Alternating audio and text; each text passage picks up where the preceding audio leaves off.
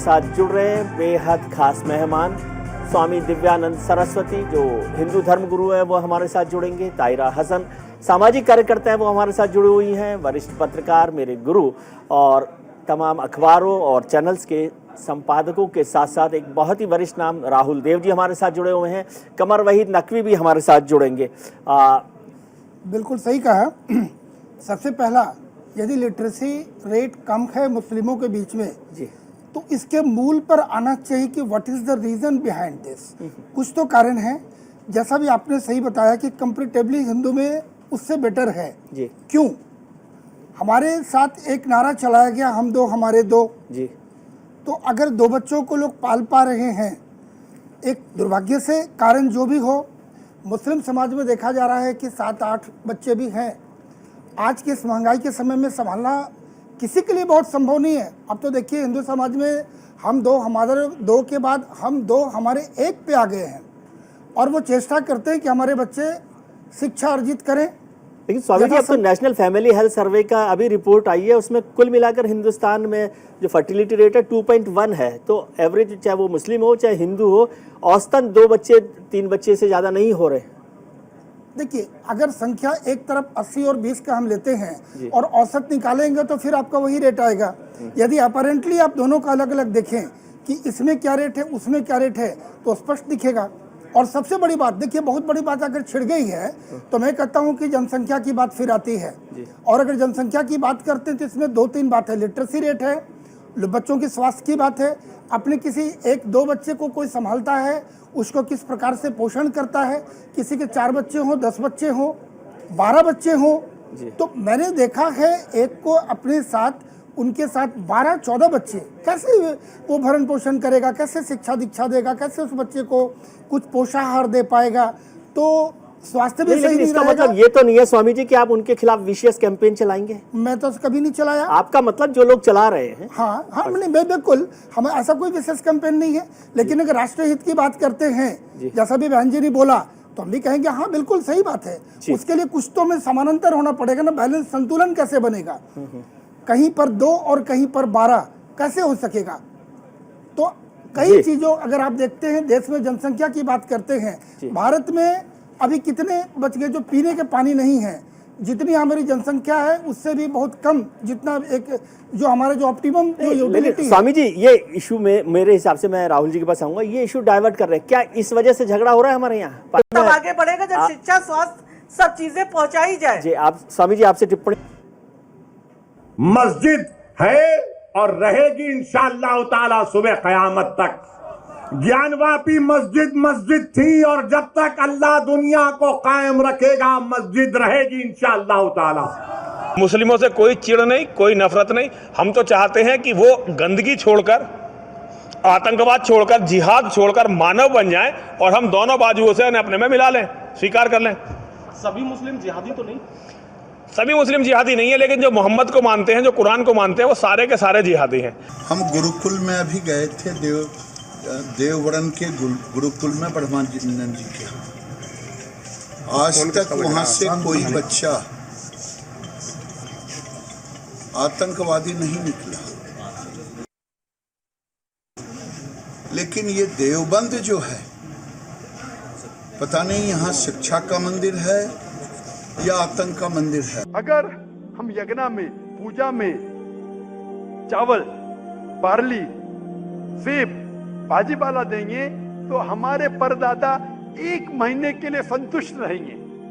अगर हम मछली देंगे तो 2 महीने के लिए, अगर गोश्त देंगे 3 महीने के लिए, अगर खरगोश देंगे तो 4 महीने के लिए, अगर बकरी देंगे तो 5 महीने के लिए, अगर सुअर देंगे तो 6 महीने के लिए, अगर परिंदा देंगे तो 7 महीने के लिए, अगर हिरन देंगे तो 8 महीने के लिए, अगर बैल देंगे तो 11 महीने के लिए, अगर गाय देंगे तो पूरे 1 साल के लिए हमारे परदादा संतुष्ट रहेंगे। बिल्कुल नहीं। सबसे पहला, मैं बहुत अपने हृदय तल से नकवी साहब को बड़ा सम्मान व्यक्त करना चाहता हूँ जी।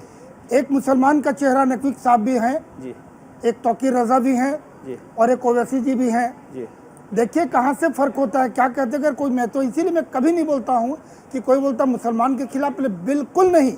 मैं उन आक्रांताओं का खिलाफ अवश्य हूँ जो राष्ट्र के खिलाफ काम कर रहे हैं और समाज में विद्वेष फैला रहे हैं।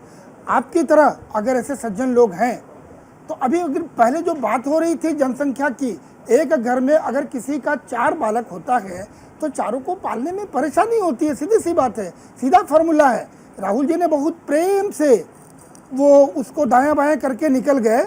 मैं आपको बड़ी सम्मानपूर्वक में सम्मान व्यक्त करते हुए राहुल जी को मैं बोल रहा हूँ पुनः कि बहुत छोटा सा फार्मूला इतनी तकनीकी चीज़ें में लोगों को फंसा देंगे जो आम लोग को समझ में नहीं आएगी। आंकड़े उकड़े उतना आंकड़ा कोई नहीं जानता है, ज़्यादातर लोग नहीं जानते हैं। आप समझते होंगे, मैं आपकी बात समझ रहा हूँ, मैं आपकी विद्वता को मैं प्रणाम करता हूँ, किंतु ये चीज़ है जो आम लोग समझें, जहाँ से समस्या शुरू होती है।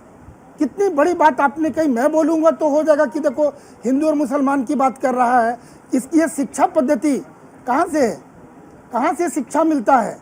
और कितनी लज्जा की बात है, जुम्मा का दिन पावन दिन बोलते हैं, बड़े तब पवित्र दिन है, हम इबादत करके निकल रहे हैं, उस ड्रेस में आप हैं जहाँ से आप इबादत करके निकल रहे हैं। कितना घृणित कार्य किया है आपने, ये अक्षम्य है। और मैं फिर बोल रहा हूँ, ये आक्रांता है, ये मुसलमान की वेश में काम कर रहे हैं। स्वामी जी, पैगंबर के खिलाफ अपमानजनक बात बोलना कोई अच्छी बात है? देखिए, मैं तो बोल रहा हूँ कि नुपुर शर्मा की बात पे मैं इसलिए नहीं जा रहा हूँ कि मैं बोलूँगा तो फिर उसमें कुछ आप बोलोगे, फिर मैं बोलूँगा तो बातें फिर घूम के वहीं आती हैं, इसीलिए उस पर भी आना चाहूँगा अगर आप अनुमति दें और सभी लोग अगर हैं। आप उन्हें माफ करना चाहते हैं? मैं अनुमति की बात नहीं कहा, आप माफ करना चाह रहे हैं। नहीं, मैं तो बोल रहा हूँ कि मैं बोलूँ सारे लोग हजम कर पाएंगे नहीं। नुपुर शर्मा आज बोली, पहले भी लोग बोले हैं जी, अपने धर्मगुरु भी बोले हैं, उस बात को सिर्फ उसने दोहराया, मैं उसकी बिल्कुल वकालत नहीं कर रहा हूँ जी।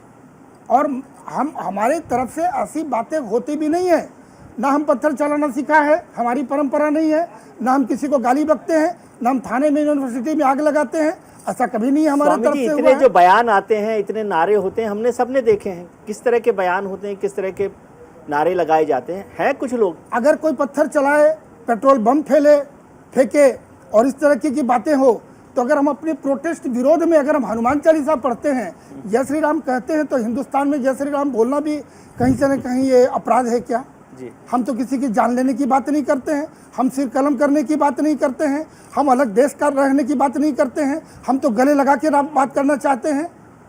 तो हम तो गले लगाया आपको जी, हम तो उससे कहीं पीछे नहीं हटते, लेकिन उस गले लगाने का कीमत आप तो दे। लेकिन आपने और आज के दिन राष्ट्र को बचाने में आपकी क्या भूमिका है, जी, ये अपने आकलन करने की आवश्यकता है।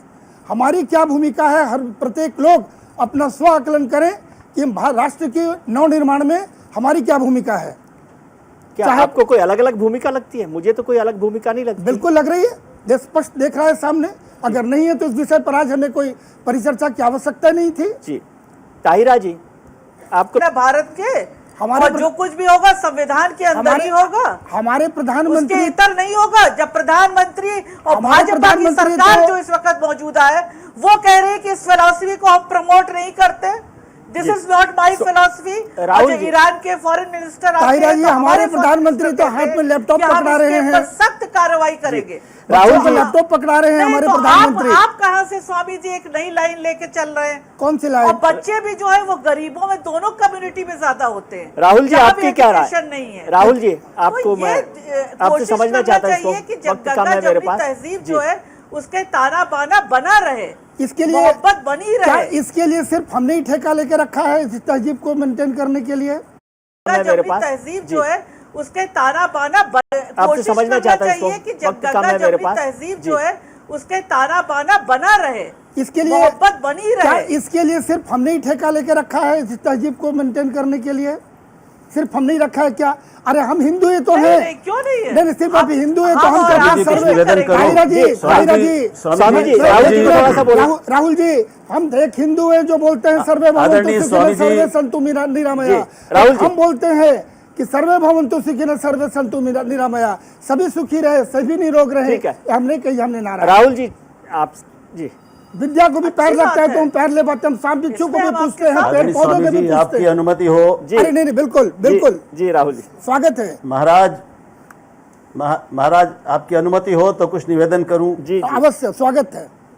हमारे साथ स्वामी जी, मैं ये कहना चाहता हूं, हमारे साथ दो ऐसे, क्या ऐसा होता है? नहीं, ऐसा नहीं, आपका तो भाव यही है। नहीं, बिल्कुल नहीं है। आप केवल एक मिनट है, नहीं, आप सुन लीजिए। दोनों विद्वानों को मैंने सम्मान दिया है, लेकिन आप तो एक राहुल की राहुल वकालत जी कर को रहे बात हैं। पूरी कर लेने दीजिए पहले जी। जी बोले। मैंने आपको बीच में नहीं टोका। मैं यही निवेदन करूंगा कि मुझे भी अपनी बात कह लेने दें। आप कृपया कहें।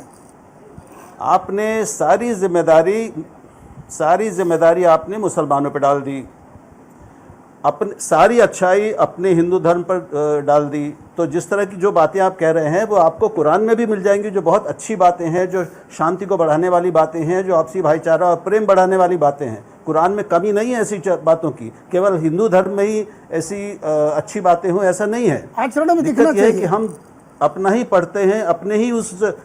अरे महाराज सुन तो लीजिए, बोलिए बोलिए। मैं एक ही रास्ता है इन सारे मतभेदों को और उनको दूर करने का, संवाद। एक सभ्य, सम्मानजनक, सम्मानपूर्ण संवाद, जिससे हम एक दूसरे को ज़्यादा अच्छे से समझें, एक अपनी अच्छाइयों को भी और अपनी कमियों को भी मानने से इनकार न करें। भगवा के नाम पे कलंक हैं, उनकी आलोचना क्यों नहीं करते? अब तो यह स्पष्ट हो गया। आप जितना लाइन बोले एक तरफ की तरफदारी कर रहे हैं। ये दोनों विद्वान न्यूट्रल बोले हैं, लेकिन आप एक तरफ की ही वकालत कर रहे हैं। 4 लोगों में एक नरसिम्हा राव जी के आपका बयान उतना घृणित लग गया, बाकी 2 का नहीं लगा। उसकी टिप्पणी आपने नहीं की, सिर्फ मात्र यतीन्द्रानंद का आपका लगा, बाकी 3 लोगों का नहीं अपने लगा। समाज की कमियों को उन्होंने अपने समाज की कमियों को स्वीकार करने की हिम्मत दिखाई। लेकिन मुझे दुख है, मैं अपनी कमियों को स्वीकार करने को मुझे कोई समस्या नहीं है, मैं कर रहा हूं। मैं उनके ऊपर टिप्पणी नहीं करूंगा। हमारे सामने एक ही विकल्प है पूरे देश के सामने। मैं सिर्फ यही कहना चाहता हूँ। अभी मैं स्वामी जी की बातें सुन रहा था और मुझे उनकी बहुत सी बातों से बहुत आपत्ति है। आपत्ति इस बात पर भी है कि जब आप मुसलमानों के बारे में गलत धारणाएं रखते हैं और तथ्यों के बिना धारणाएं रखते हैं, तो आप जो है सही फैसले कैसे कर सकते हैं?